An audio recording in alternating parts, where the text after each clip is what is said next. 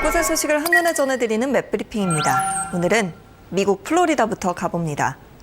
트럼프 미국 대통령이 네타냐후 이스라엘 총리와 회담을 앞두고 취재진에게 식사 제공을 제안하면서 또다시 뇌물 관련 발언을 했습니다.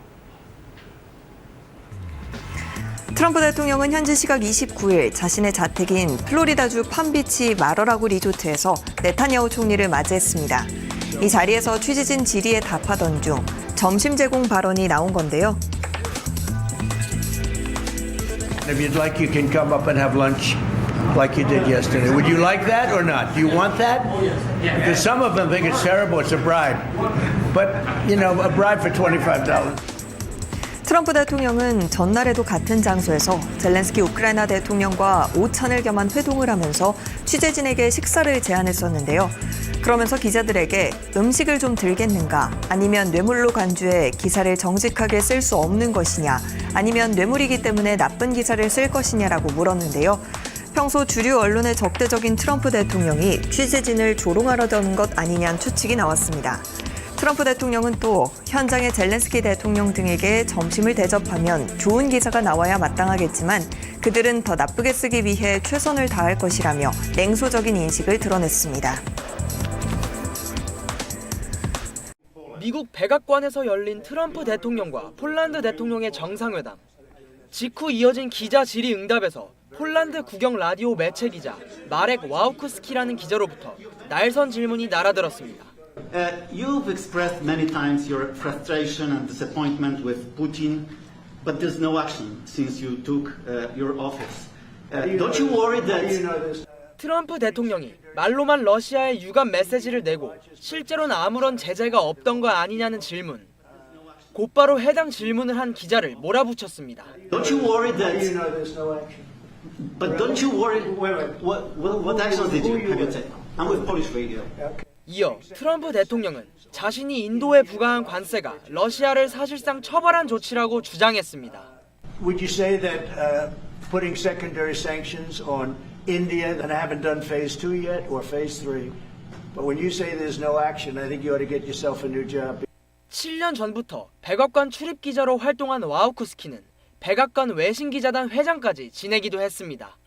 미국과 백악관이 관련된 책을 4권 쓰기도 한 기자입니다. 와우크스키는 회담 이후 미국 정치 매체와의 인터뷰에서 다른 직업 알아보라는 대통령의 조언에 감사하다면서도 이번 질문과 대답으로 나의 직업 선택이 옳았다는 걸 보여줬다라고 말했습니다. 특히 대통령으로부터 뉴스 가치가 있는 답을 얻었고 기자의 본분을 다했다고 했습니다. KBS 뉴스 강정현입니다.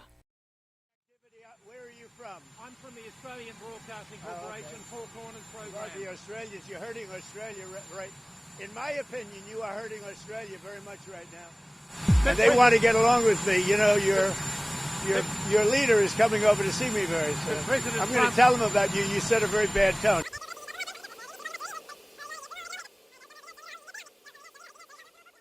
You're the wealthiest man who's ever occupied the White House. I hope so. How much wealthier are you now than when you returned to the White House? Well, I don't know. The deals I made, for the most part, other than what my kids are doing, you know, they're running my business. But most of the deals that I've made were made before. And that's what I've done for a life. I built buildings. Like I'm building a building here. You know where I'm building? You know what? You see that area? Yeah. That is going to be the greatest ballroom anywhere in the world. And for 150, so it gives me pleasure to do it for the country. And I'm paying for it. I'm paying for it. The country's not, and that's an expensive ballroom. But is it appropriate? I think it'll cost $250 million, and it will be, I think, the finest ballroom. So for 150 years, John, do you know this?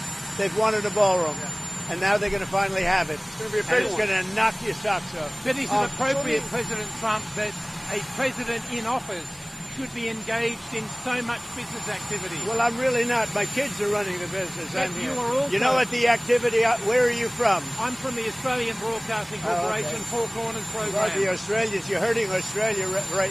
In my opinion, you are hurting Australia very much right now. And they want to get along with me. You know, your leader is coming over to see me very soon. I'm going to tell him about you. You set a very bad tone. Well, go ahead, President John. Trump, when the UAE does a deal like you that, can set a nicer tone.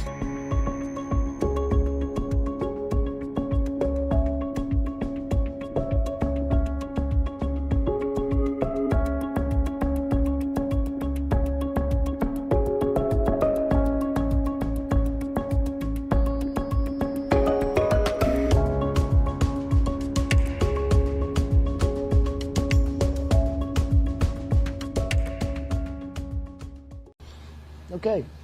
We can cut that then. We can cut that. Hello. Hello, good to see you. Thank you so much. Happy Thanksgiving. Thank you. You too. A question about this tragic shooting in Washington, D.C. U.S. officials say that the suspect worked very closely with the CIA in Afghanistan for years, that he was vetted, and the vetting came up clean. He went cuckoo. I mean, he went nuts. And that happens, too. It happens too often with these people. You see them. But look, this is how they come in. This is how they're standing on top of each other, and that's an airplane. There was no vetting or anything. They came in unvetted. And we have a lot of others in this country. We're going to get them out. But they go cuckoo. Something happens to them. Your DOJ IG just reported this year that there was thorough vetting by DHS and by the FBI of these Afghans who were brought into the U.S. So why do you blame the Biden administration? Because they let them in. Are you stupid? Are you a stupid person? Because they came on a plane along with thousands of other people that shouldn't be here, and you're just asking questions because you're a stupid person. And there's a law passed that it's almost impossible not to get them out. You can't get them out once they come in.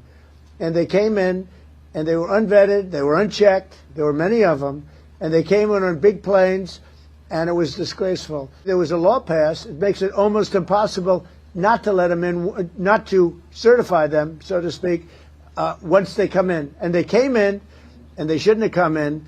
And frankly, the whole thing was a mess. The whole Afghanistan situation was a mess. It should have never taken place. If we're going to go out, and we would have gone out because I had everybody ready to go, we were going to go out with strength and dignity and precision, and we would have left from Bagram, and we would have kept Bagram, by the way, because of its very close relationship to China and where they make their missiles. But when you let the people come in by the thousands and thousands and thousands, they made a terrible mistake.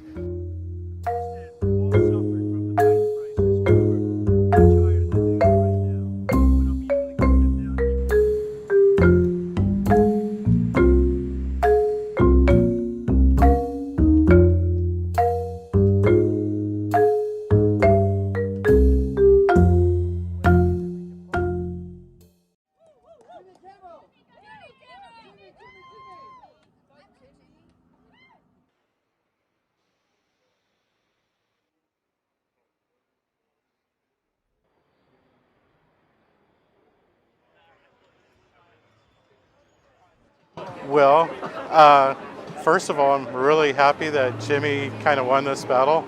And, you know, we weren't really expecting to be able to get in because when we got the tickets, he was shut down. I'm so happy he's back on. That suspension was total bullshit, can I say that? And just a lot of political nonsense.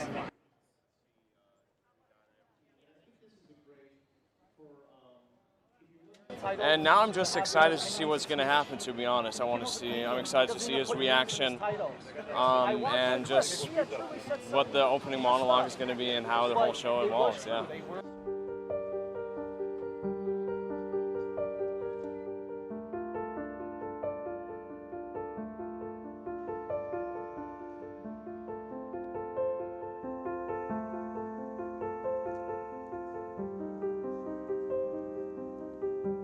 I won't be watching it.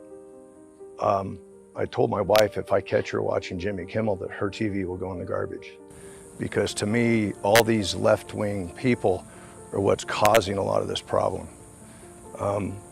Like Charlie did, let's have a discussion. We don't have to kill each other over this.